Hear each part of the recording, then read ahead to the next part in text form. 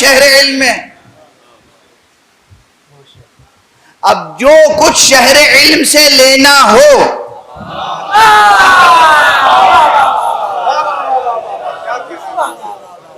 تو حضور نے فرمایا انا مدینۃ العلم وعلی بابها، اور علی اس کے در ہیں. یہ صرف ایک فضیلت کی روایت نہ سمجھیے گا. آج اس بحث محکم و متشابہ میں اس لیے بطور خاص عرض کر رہا ہوں کہ خدا کی قسم اس امت نے باب مدینۃ العلم سے اپنا رشتہ توڑ کر کتنا خسارہ کیا. پیغمبر نے تو واضح طور پر کہا تھا قرآن یا قرآنیات سے متعلق کوئی بھی بات ہو، میں شہر علم ہوں، میرے علم سے متعلق کوئی بھی بات ہو اگر تمہیں حاصل کرنی ہو تو دروازے سے رجوع کرو.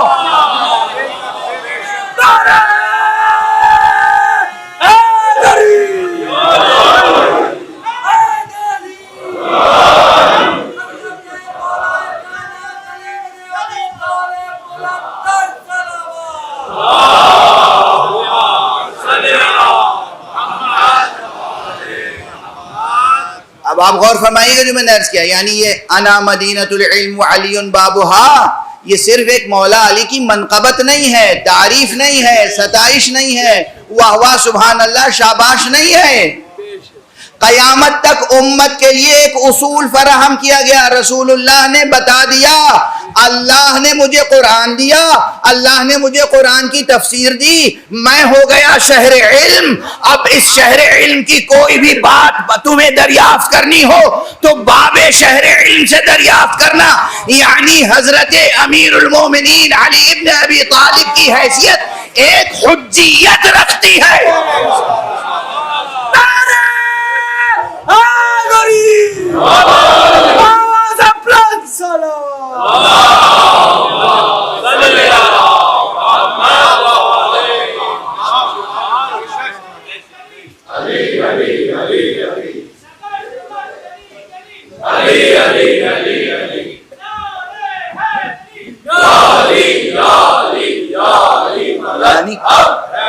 یعنی کیا ستم ہے، ہم تفسیر کی کتابیں کھولتے ہیں کوئی بھی ہو، حضرت ابن عباس نے فرمایا، حضرت ابو ہریرہ نے فرمایا، حضرت عبداللہ ابن مسعود نے فرمایا، حضرت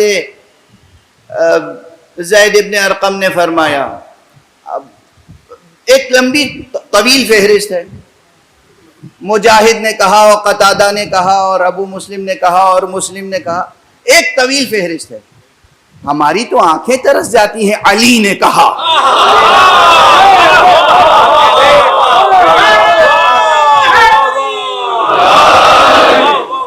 یہ قال علی سب سے کم کیوں ہو گیا؟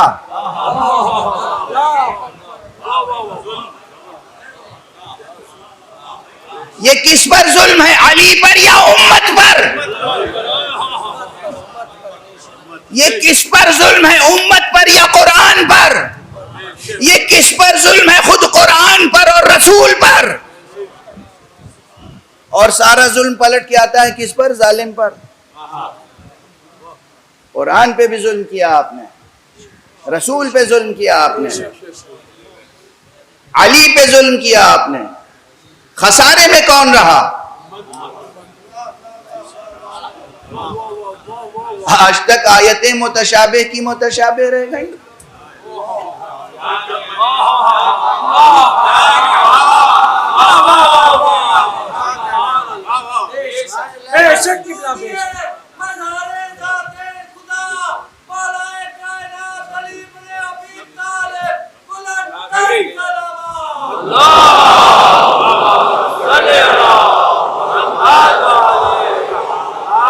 بات واضح ہے یا نہیں؟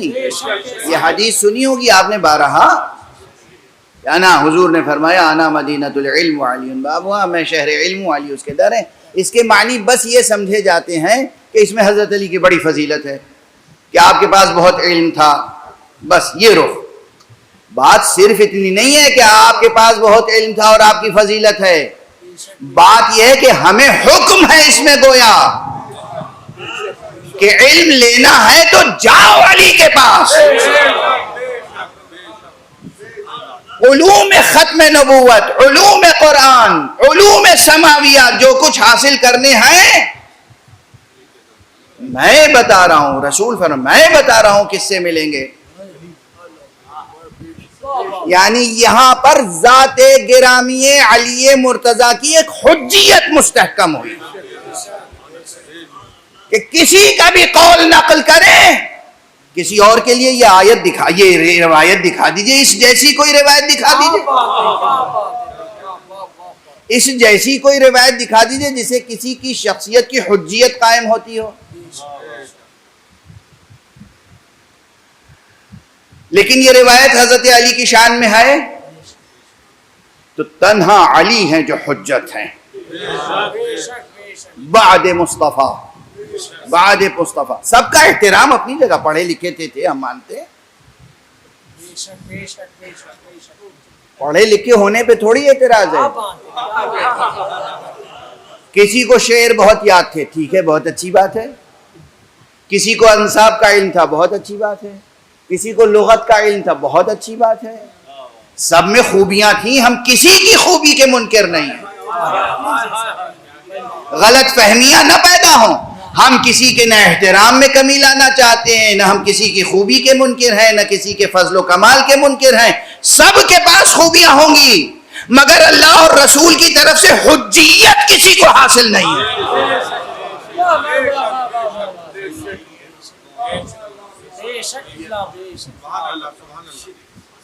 حجیت یعنی یہ اس بحث میں، بحث تفسیر میں، بحث محکم و متشابہ میں وہ چیز محکم ہو جائے گی جسے علی محکم بنا دیں.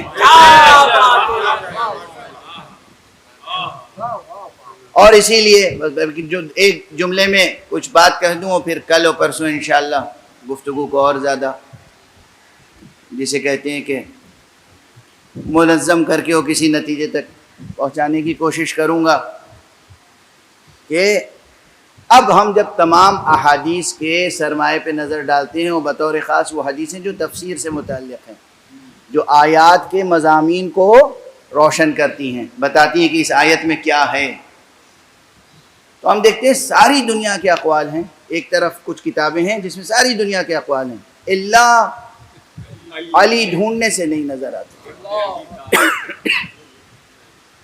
نہ علی، نہ آل علی، نہ حضرت علی سے اقوال ہیں، نہ امام حسن سے ہیں، نہ امام حسین سے ہیں، نہ امام سجاد سے ہیں، نہ امام باقر سے ہیں، نہ امام صادق علیہ السلام. محمد و آل محمد بلند سے بلند سلام، عظمت مولا کائنات پر بلند ترین سلام.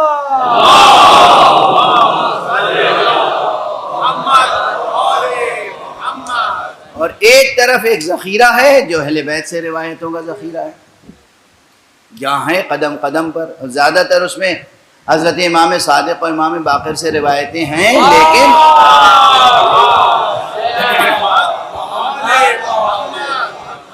ان اماموں کا ارشاد ہے کہ یہ روایتیں وہی ہیں کہ جو حضرت امیر المومنین علیہ الصلوۃ والسلام کی ذات گرامی سے اور پھر پیغمبر اکرم صلی اللہ علیہ وآلہ وسلم.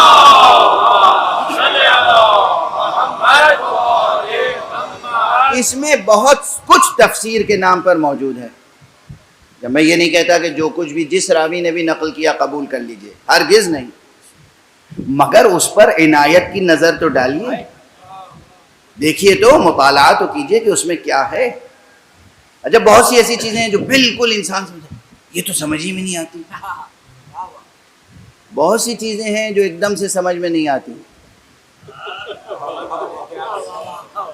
لیکن پھر دھیرے دھیرے وہی باتیں سمجھ میں آتی ہیں. ذہن کی آمادگی اور دل کی طہارت و پاکیزگی اور اخلاص ضروری ہے. اب بالکل آج وقت تمام ہو گیا، لیکن بتائیے ان تمہیدوں کے بغیر اگر میں صرف نتیجہ عرض کر دوں تو ظاہر ہے کہ نہ ذہن مطمئن ہوگا، نہ قلب مطمئن ہوگا، نہ ذوق مطمئن ہوگا.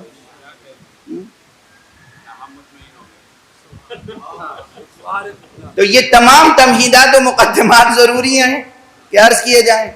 ایک ذخیرہ ہے حدیث کا، حدیث آل محمد، ایک بڑا ذخیرہ ہے، اور جس میں قرآن مجید کے الفاظ و کلمات کی تشریحیں بھی ہیں، اور وہ چیزیں جو بظاہر متشابہ معلوم ہوتی ہیں اس کو وہاں محکم طریقے سے بیان کیا گیا ہے۔ جو چیزیں انسان سمجھتا ہے کہ قرآن کی آیت سمجھ میں نہیں آئی، معصوم مسکرا کے سمجھا دیتا ہے، کہتا تم سمجھے نہیں، یہاں یہ مراد ہے۔ اور ایک سلسلہ ہے آیات کا، بہت سی وہ چیزیں جس میں حضرات گم ہیں، بہت سی قسمیں جو کھائی گئیں، مثلا بس مثال کے طور پر والتین والزیتون وطور سینین وہذا البلد الامین، اب تین سے کیا مراد ہے، زیتون سے کیا مراد ہے، طور سینین سے کیا مراد ہے، بلد امین سے کیا مراد ہے؟ لا اقسم بهذا البلد وانت حل بهذا البلد ووالد وما ولد، یہ بلد سے کیا مراد ہے، اور یہ والد سے کیا مراد ہے، اور یہ ولد سے کیا مراد ہے؟ والشمس وضحاها والقمر اذا تلاها، کیا یہی ظاہری شمس اور یہی ظاہری قمر مراد ہے، یا اس کے علاوہ بھی کوئی حقیقت مراد ہے؟ والصافات صفا فالزاجرات زجرا فالتالیات ذکرا، اس میں صافات سے کیا مراد ہے، زاجرات سے کیا مراد ہے، تالیات سے کون مراد ہے؟ کتنی قسمیں ہیں، کتنے کلمات ہیں جن میں مفسرین میں واضح اختلاف ہے۔ مفسرین میں اختلاف کیوں ہے؟ اس لیے کہ وہ ان کے لیے متشابہ ہے۔ اور مثلا بسم اللہ الرحمن الرحیم عما یتساءلون عن النبأ العظیم الذی هم فیہ مختلفون، یہ آپس میں کس چیز کے بارے میں سوالات کر رہے ہیں؟ کیا نبأ عظیم کے بارے میں، جس میں یہ اختلاف کا شکار ہیں؟ تو یہ نبأ عظیم کیا ہے؟ کتنے سوالات ہیں۔ ہمارے لیے تو یہ چیز علم نشرہ ہو جاتی ہے جب معصوم کہتے ہیں کہ دعا پڑھو اور جب مولا علی پہ درود بھیجو تو اس طرح بھیجو اللہم صل علی علی امیر المؤمنین عبدک و ولیک و اخی رسولک و حجتک علی خلقک و آیتک الکبریٰ والنبأ العظیم۔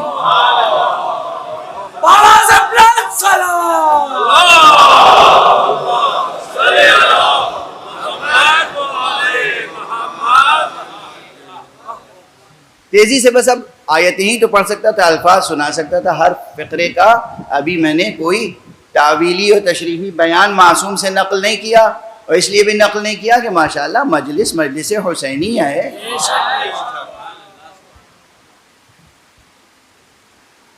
خدا کی قسم فرش عزائے مجلس پر بیٹھنے والے اور فضائے مجلس میں سانس لینے والے اور منبر کی روایت سے جڑے ہوئے رہنے والے، ان کے اوپر بہت سے وہ اسرار منکشف ہیں جو دوسروں کے ہاں علماء اعلام جس سے محروم ہیں۔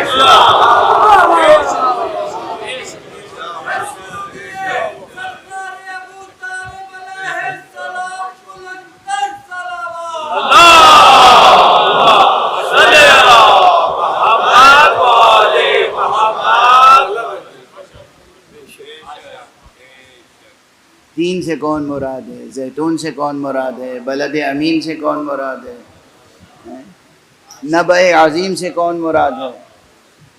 اب ظاہر ہے کہ وقت نہیں ہے، اشارات کافی ہیں، تو محکم اور متشابہ کی بحث کتنی ہی کر لیں مفسرین، یہ بحث نتیجہ خیز، تشفی بخش اور یقین آور ہو نہیں سکتی جب تک کہ باب مدینۃ العلم تک نہ پہنچے۔ علی تمہاری ضرورت ہے، علی اس امت کی ضرورت ہے، علی قرآن کی ضرورت ہے، علی تفسیر کی ضرورت ہے۔ یہ علی ہیں جو خاموش رہیں تو خود قرآن نظر آتے ہیں، اور قرآن اگر بولتا ہوا سامنے آ جائے تو سوائے علی کے کوئی اور متمثل نہیں ہوتا. خالی ہے.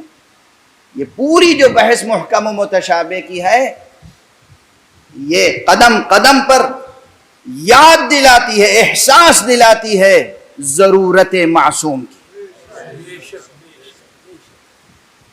معصوم درکار ہے. معصوم کون؟ اب بس ایک. اب معصوم کی تفسیر و تشریح میں بہت سی باتیں ہیں.